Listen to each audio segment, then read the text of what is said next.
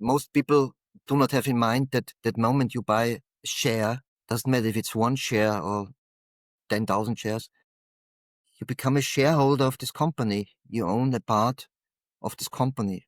And you always have to ask, from this point of view, do I want to own a part of this company? It's a really, really important aspect. And of course, investing is not only a financial act. It's somehow also a moral act. And the more important moral investing is for a single person, the more she or he should follow it.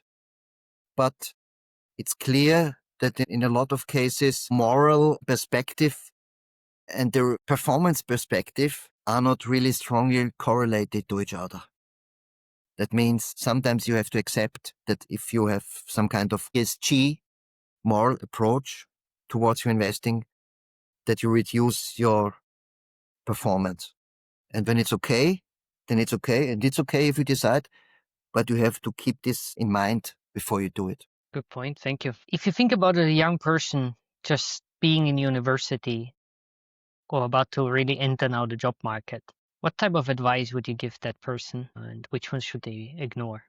I know you have in the brand university every 6 months people coming on the job market, but what would you give as an advice to someone coming out fresh from university or school? Again, not to follow patterns you adapted to, cliches, imaginations, or daydreams or something like this, but to follow your own path or to find your own path. And if you dream of becoming employee, for example, of a famous company or something like this, do it, collect some kind of experience, but in any case, as soon as possible, try to be as independent as possible.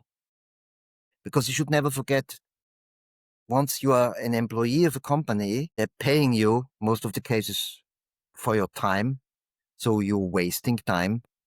And in case this is a company making profit, you are not participating in this profit. The shareholders and the owners are participating in the profit. And this is not an optimal situation. If you become an employee or if you get independent, at least mid to long term, always try to keep in mind that you have some kind of income situation.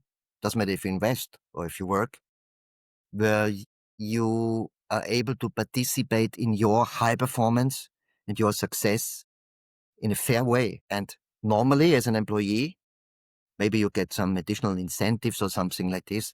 But normally, and still nowadays, and especially in Europe, it's an unfair relationship. They pay you for your time and the rest of the profit the shareholders take. And you should try to get rid of this within a company, as an employee, or as a future startup founder or entrepreneur or self-employed or whatsoever. Not everybody is a startup founder. There are people that are completely good team players or fit into the management structure, the organizational structure of a company. But always try to become or to stay independent as much as possible.